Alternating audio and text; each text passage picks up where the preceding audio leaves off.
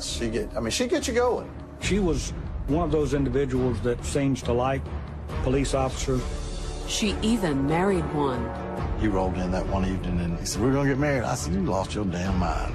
And 2 years later, she met another. She told all of us that she was divorced. It wasn't entirely true. Was it just a little white lie? Oh, come on. Nobody's that stupid. Or did it mask a deadly secret? His death was either a suicide or a homicide.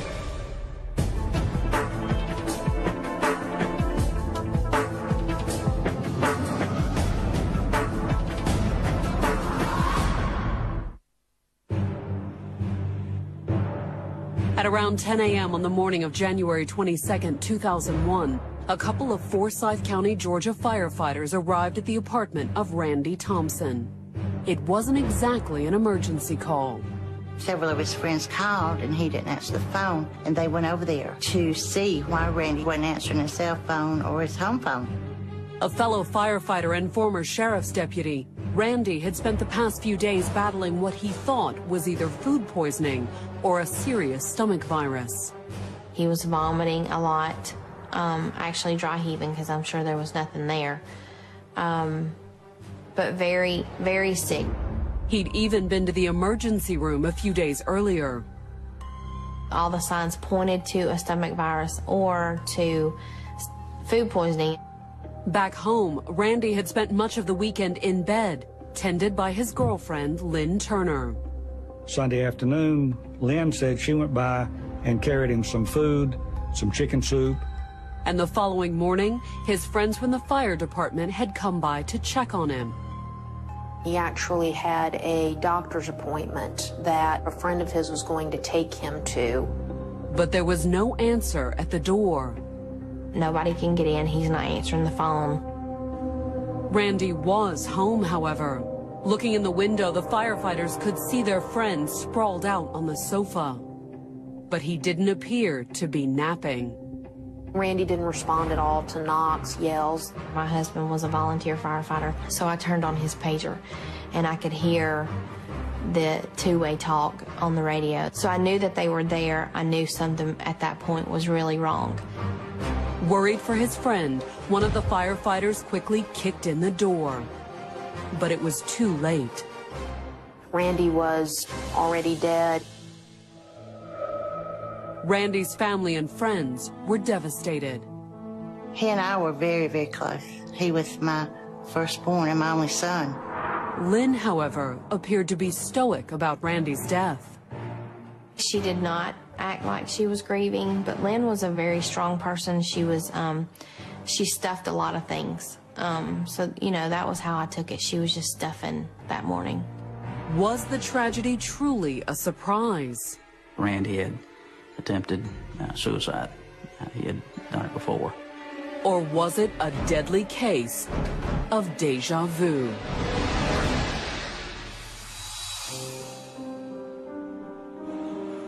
A curvy brunette in a brand new Camaro.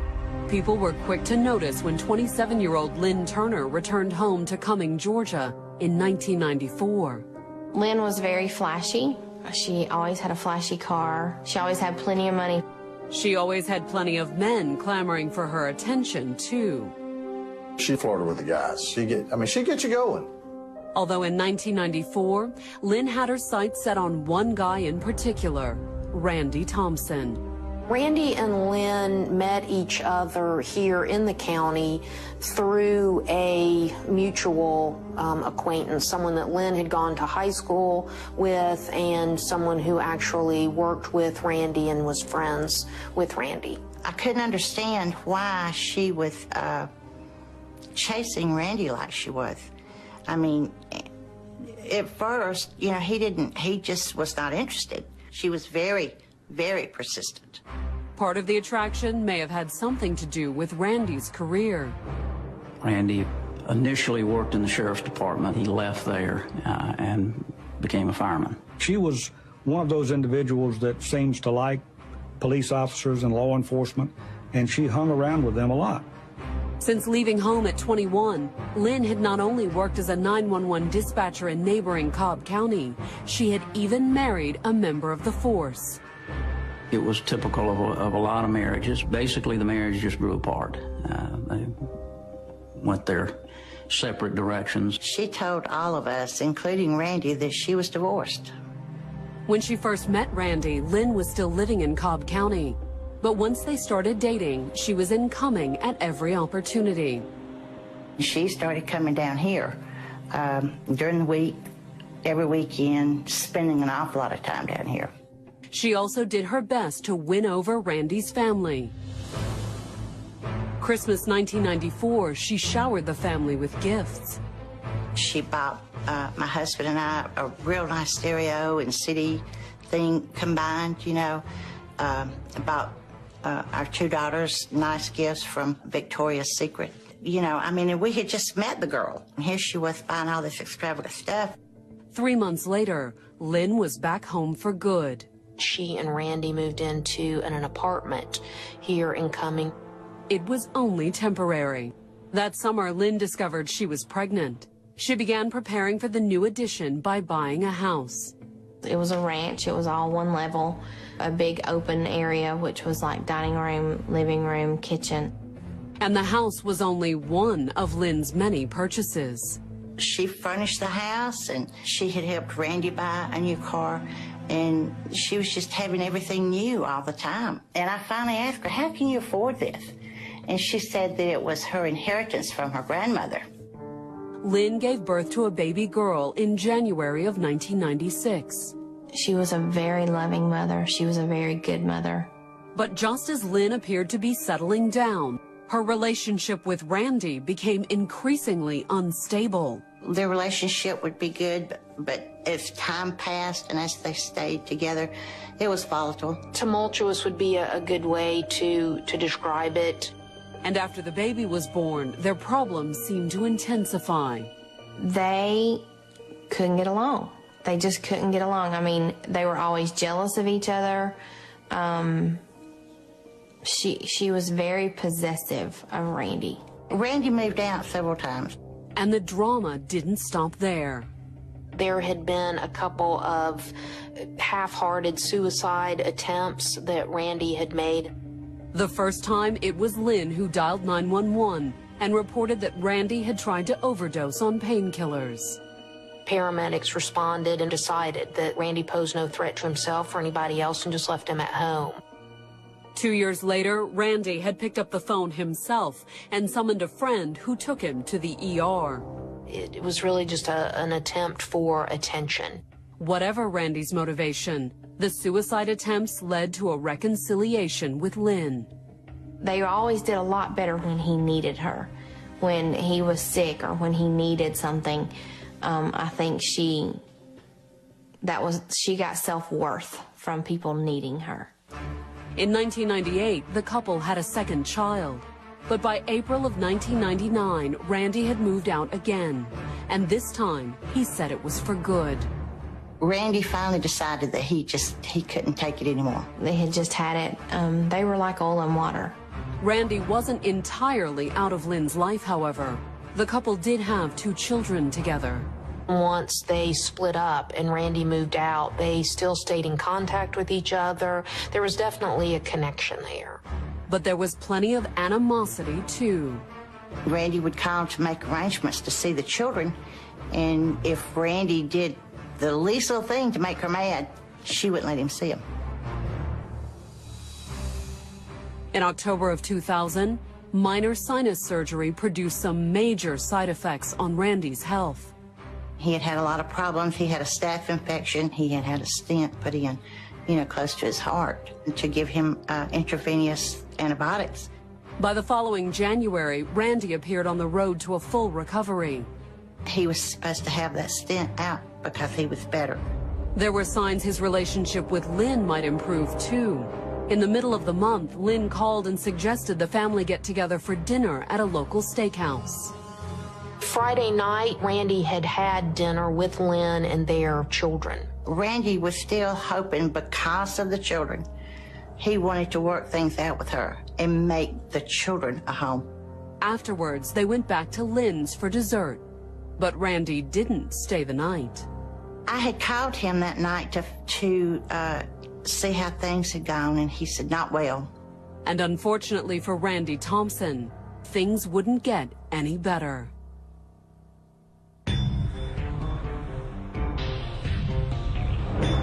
January 21st, 2001. It was a little before lunchtime when Randy received a call from his friend Melanie Harper.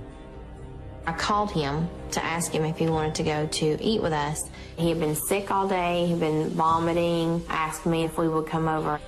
Concerned about their friend, Melanie and her husband rushed right over. When I got there, he was just kind of in another world. He couldn't focus, just kind of in and out, kind of with us and then not with us. Was it yet another suicide attempt? He over-medicated himself a great deal.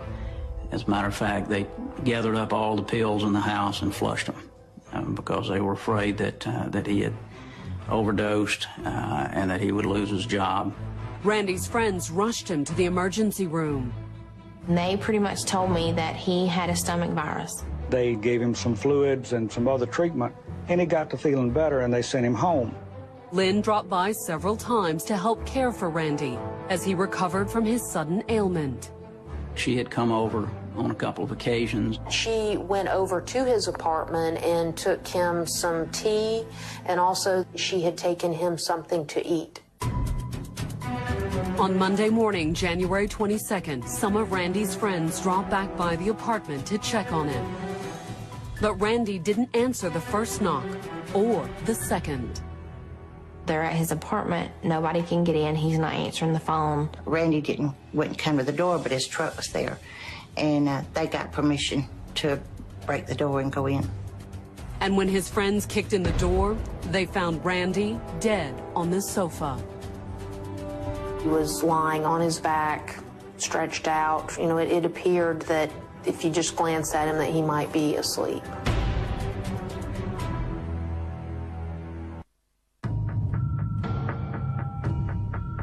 On January 22nd, 2001, friends found Lynn Turner's boyfriend, Randy Thompson, lying dead on his sofa.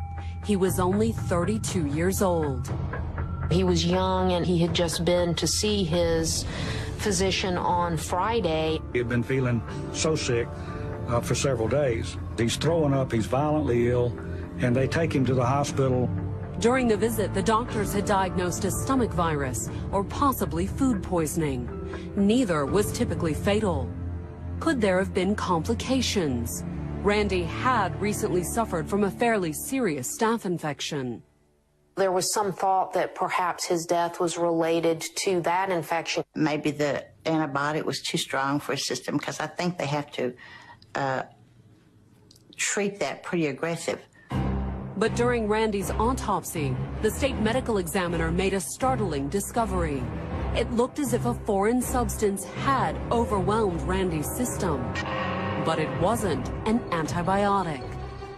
I looked at all the slides on Randy Thompson, and I saw that there were crystals in his kidneys that looked like ethylene glycol crystals. Ethylene glycol is a chemical that cannot be produced naturally in the body. The only way that ethylene glycol could end up in a person's body would be for it to be ingested. Primarily found in antifreeze, ethylene glycol is readily available. And in the right doses, it can be deadly.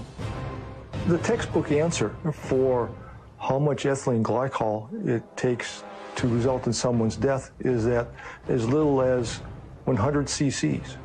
So we're talking about a third of a soda can. But why would someone drink antifreeze? The vast majority of ethylene glycol deaths that we see in our office are suicides. Randy did have a history of suicide attempts. Had he finally succeeded? Or was there another explanation? What if Randy didn't know he was drinking antifreeze? Ethylene glycol is odorless and tasteless, except for a slightly sweet taste. So if I take regular antifreeze, and especially some that may be clear, and put it in any food, you're not going to know it's there. His death was either going to be a suicide or a homicide. That was assuming the crystals Dr. Koponen saw were ethylene glycol. To be sure, he sent tissue samples from Randy's kidneys and urine to the state crime lab for further analysis. We could not definitively say it was there because the response that was produced on analysis was not large enough. In the light of a negative ethylene glycol test, I had to come up with another reason why he had these crystals in his kidneys. As a result, the official cause of death ruled out both suicide and homicide. I went with the anatomic diagnosis that I had, which was that he had a slightly enlarged heart. A state crime lab did not think that there was any issue as to the death. Basically, it chalked it up to cardiac dysrhythmia. But was the case closed? Not as far as Randy's mom was concerned. I knew something was wrong. I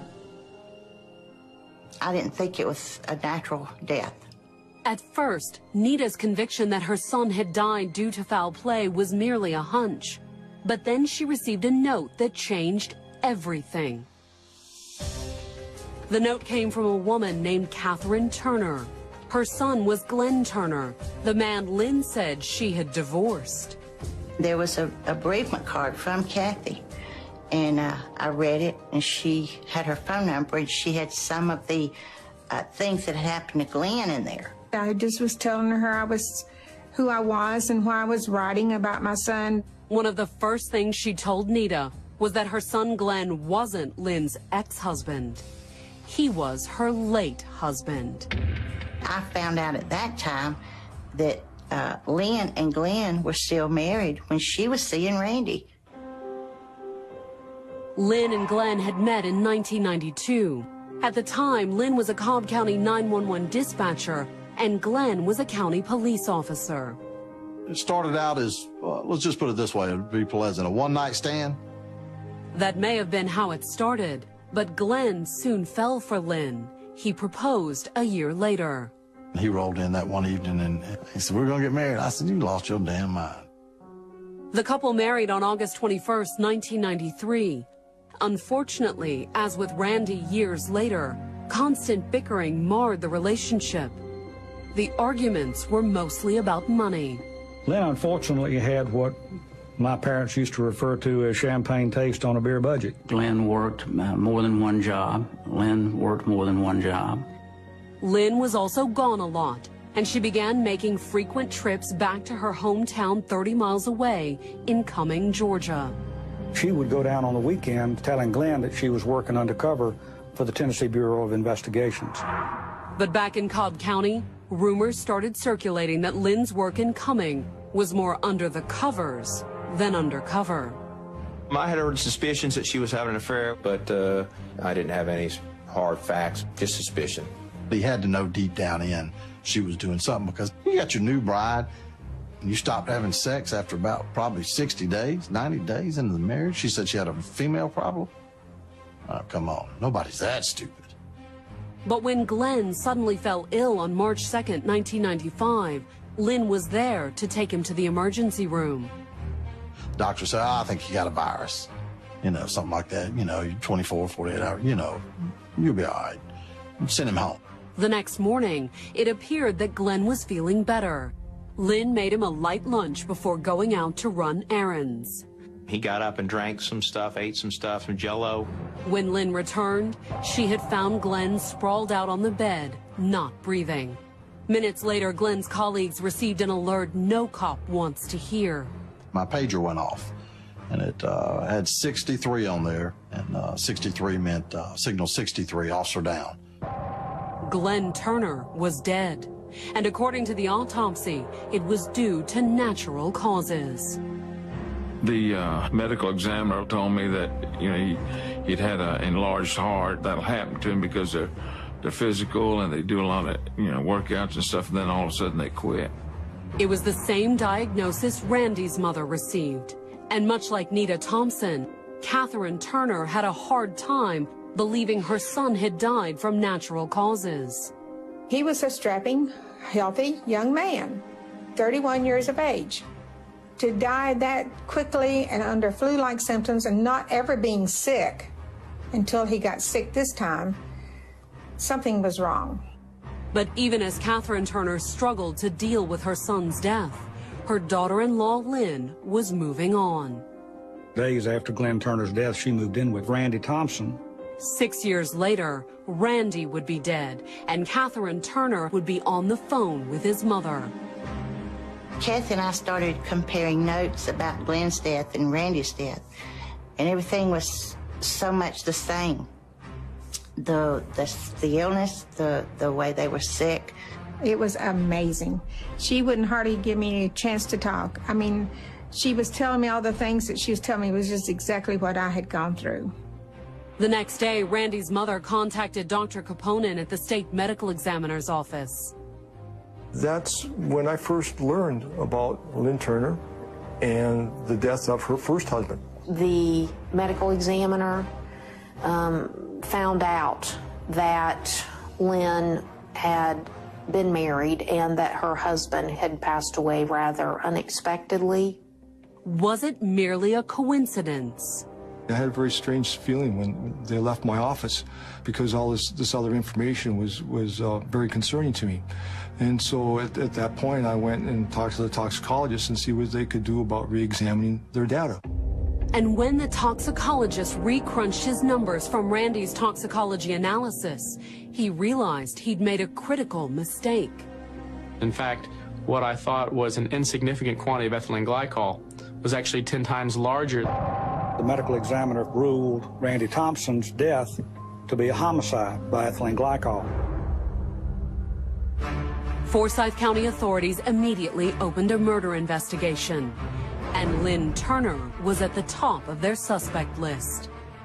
She was the person who had been with him shortly before he became ill, so she had the opportunity. And if Randy had been murdered, what about Glenn Turner? I got a copy of Glenn's autopsy report, and I reviewed the microscope slides. And it's when I reviewed those slides that I saw the oxalate crystals.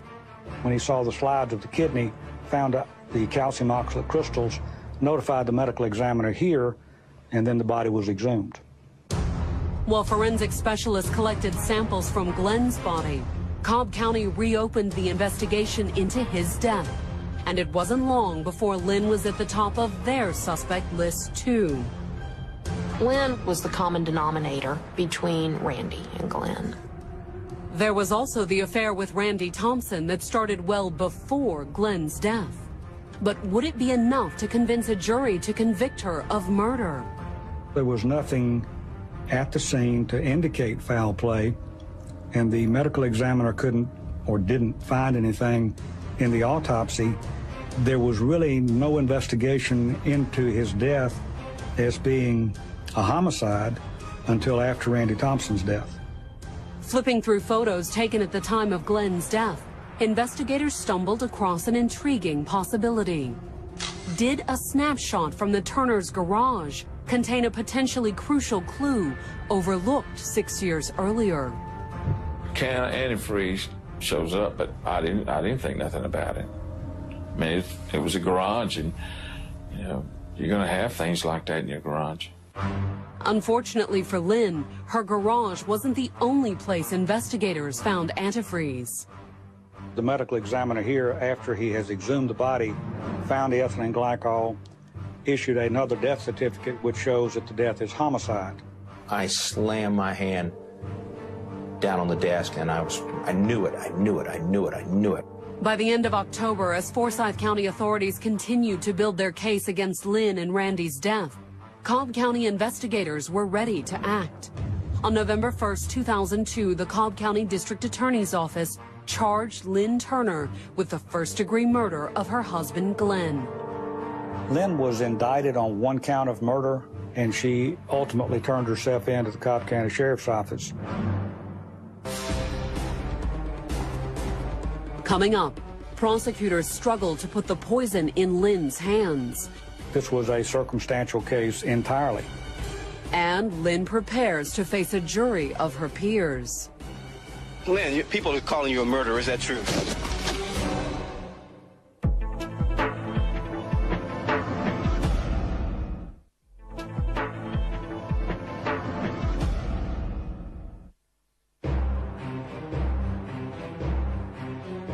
April 26, 2004. 3 years after Randy Thompson had been found dead on his sofa, his girlfriend Lynn Turner went on trial for murder. But while she was a suspect in Randy's death, it wasn't his murder she was on trial for. Instead, she was charged with the 1995 death of her husband, Glenn Turner. Both men had died the same way, by ethylene glycol poisoning. Cause of death wasn't the only thing the two men had in common, however. The primary connection between those two is Lynn. I think that was the biggest problem that we had to overcome in the case. And under Georgia law, Randy's death would be a crucial factor in the current trial. The law here in Georgia allows you to put in evidence of what we call similar transaction. We have the ability to introduce evidence that somebody else has been involved in the same activity for which she's on trial for. And in Lynn's case, the judge agreed to allow Randy Thompson's death to be introduced as evidence, even though she had yet to be formally charged in his murder. We felt, obviously, that that should not be done, but the court allowed that in. And when the prosecution delivered its open that morning, the DA was quick to capitalize on the opportunity. The evidence will show that there is one link, there is one thread, there is one common denominator, and it's this woman, Julia Lynn Womack Turner. According to the prosecutors, Lynn had murdered her husband partly to facilitate her affair with Randy. But it wasn't her only motive. There was also money. The fortune Lynn had spent buying and furnishing her new home incoming. From my understanding, the reason she had money was because her grandmother had died previously and she had inherited a good amount of money from that. That's what Lynn had told Randy and his family, at least. But it wasn't entirely true, prosecutors claimed. Lynn had inherited some money from her grandmother, but the big windfall had been Glenn's death. Lynn actually benefited in a couple of ways when Glenn died. There was the death benefits that the county has, which was several $1,000s. There was also a $100,000 life insurance policy that listed Lynn as the beneficiary. She had Glenn change the beneficiary on his policy, life insurance policy, before they actually got married, while they were still engaged.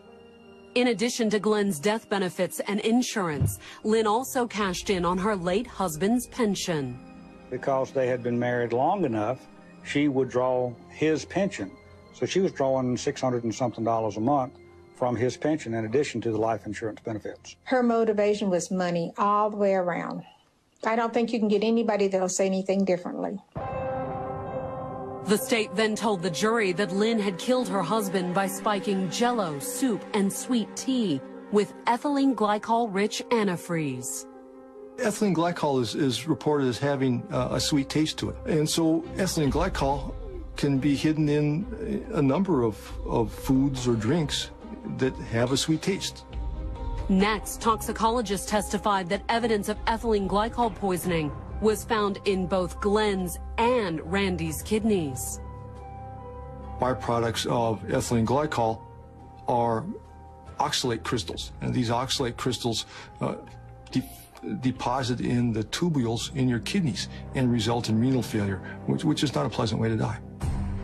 The state then called a witness from a local animal shelter who testified that Lynn had inquired about the effects of ingesting antifreeze.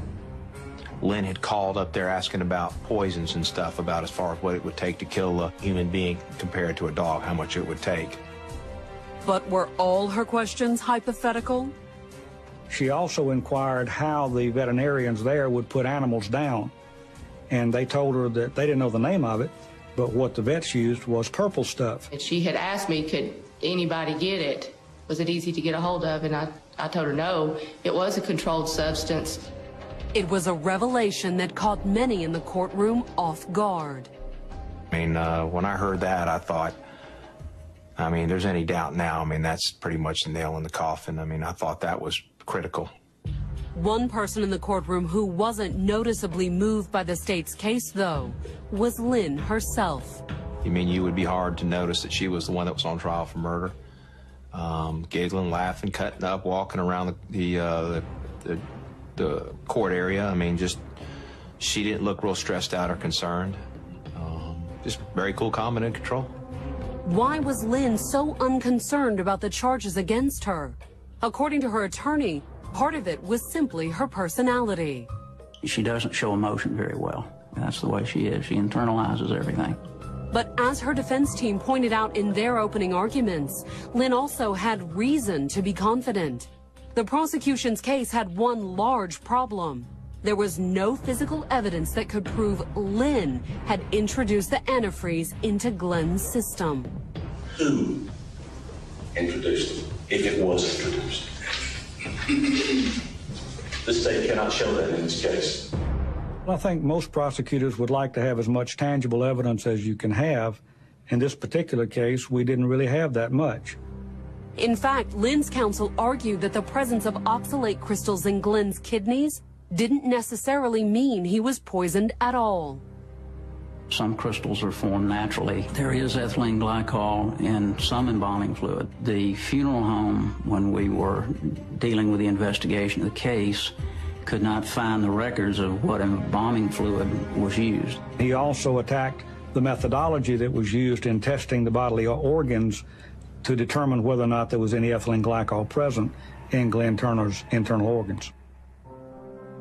But in their closing arguments to the jury, the prosecution countered the defense's claim by reminding jurors that Randy's kidneys had also contained evidence of ethylene glycol. It would be highly unlikely that two people would die of exactly the same poisoning and have a relationship with one woman. But highly unlikely didn't necessarily mean beyond a reasonable doubt. Would the jury believe the state's circumstantial case was enough to convict? This was a circumstantial case entirely, and that is sometimes a little more difficult to convince a jury just based on these circumstances. When the case went to the jury, Glenn's mother was confident her son would finally get some justice.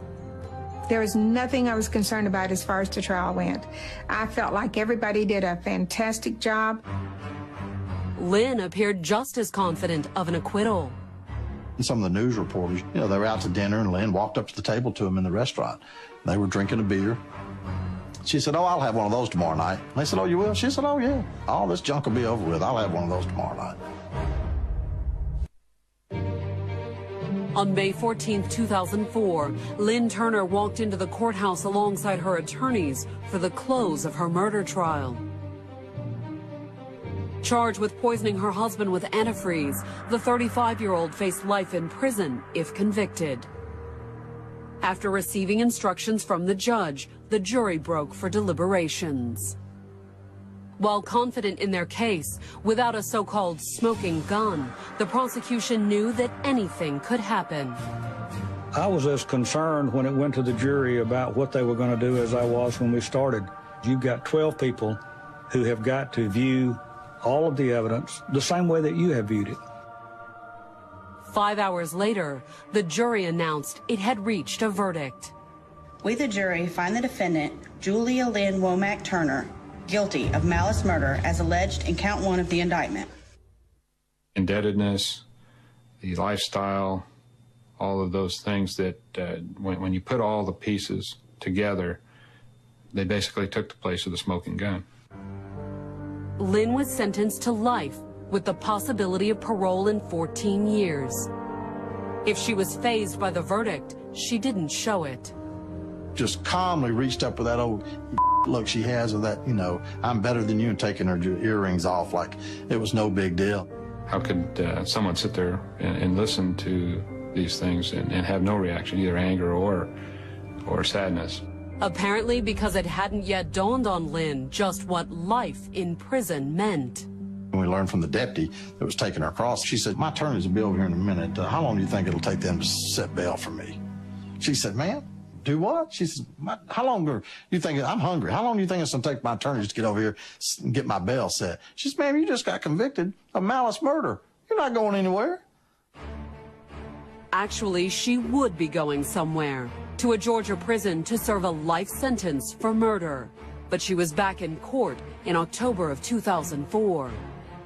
There, 5 months after being convicted of killing Glenn Turner, she was formally charged with the murder of Randy Thompson. Charging you with murder, having committed the crime of murder. How do you plead? Guilty or not guilty? We plead not guilty, Your Honor. Forsyth County authorities saw things differently, of course. According to the indictment, Lynn had followed up Glenn's murder by poisoning Randy almost 6 years later. And once again, the alleged motive was insurance money. With Randy, she stood on one policy to get $200,000. Lynn's motivation was money and greed. That's all she thought about, was money and what she could get with the money. Lynn's second trial began on March 12, 2007, and this time the stakes were much higher. The prosecution had filed its intention to seek the death penalty, so the jury is the one who determines punishment in that circumstance. They had the choice of life with a possibility of parole, life without parole, or death. But while the stakes had certainly risen, the prosecution's open would have sounded awfully familiar to anyone who had followed Lynn's first trial. The state's evidence, witnesses, and case against Lynn remained largely the same. Anytime that the prosecution has what's called a similar transaction, where you had this first case that was so much like our case, and then that there had been the conviction, that always helps. When Lynn's attorney presented his open, he added a new wrinkle to the proceedings. In marked contrast to Glenn's trial, the defense didn't deny that Randy had died of ethylene glycol poisoning, but that didn't mean he had been murdered. We felt that Randy may have ingested the ethylene glycol himself. Her defense team wanted people to think that Randy had committed suicide.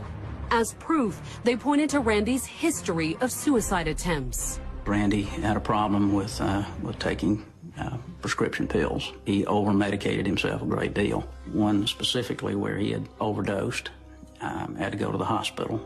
And why would Randy commit suicide on this particular occasion? According to the defense, the Friday night fight with Lynn was only one factor. His financial condition was very poor. He was behind in pretty much everything. They were getting ready to take his truck. Just a lot of things, I think, in Randy's life that weren't going well. Would any of Randy's friends confirm the assertion? Although called by the prosecution, Melanie Harper came close when questioned by the defense. On the stand, she admitted that Randy's friends hadn't ruled out the possibility of a suicide attempt. We believed that he was probably toxic. He had taken too much medication.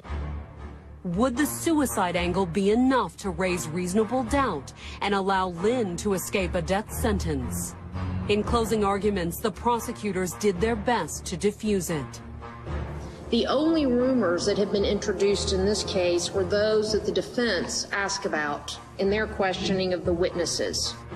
Instead, the prosecution asked that the jurors focus on the facts and the unlikely set of coincidences that connected Randy and Glenn. There were so many similar circumstances that was amazingly alike. I mean, freakishly alike. But according to the prosecutors, the ultimate thing Glenn and Randy had in common was the woman who killed them. To her, they represented things like down payments on boats, cars, and finally just a way to keep her lights and cell phone on. They were worth so much more to her dead than they ever were alive. When it was the defense's turn, Lynn's attorneys argued there was a good reason the prosecution's case dwelled on coincidence. It was all they had. The evidence isn't there. They can't tell you when this happened, where it happened, how it happened, because there's no evidence. And they can surmise, or they can predict, or they can assume, but that ain't the law. On March 24, 2007, Lynn Turner was seated at a defendant's table for the second time. The 38-year-old widow was awaiting the verdict in her second capital murder trial. She faced the possibility of death if convicted. In the crowded courtroom, the jury foreperson read the verdict aloud. We, the jury, found the defendant guilty this the 24th day of March 2007. Lynn, of course, did not react to the verdict. She has not reacted really to any of the verdicts, but that's her personality. Besides, jurors weren't done with Lynn just yet. 3 days after the verdict, they reconvened to decide her ultimate fate. You have here a unique ability. You can save a life, or you can take a life. The jury had the choice of life with a possibility of parole, life without parole, or death. And in Forsyth County, she received a sentence of life without parole. I was disappointed. These were cold-blooded killings that required thought, premeditation, some planning, and they were solely for money. I thought she deserved to die. For Glenn and Randy's loved ones, though, the fact that Lynn will never be able to hurt another cop's family is justice enough. I just wanted her to be put where she could not hurt anybody else and not put another family through what she had put the Turners and us through. She's a very cruel woman, and she's getting her punishment. And I just leave her be.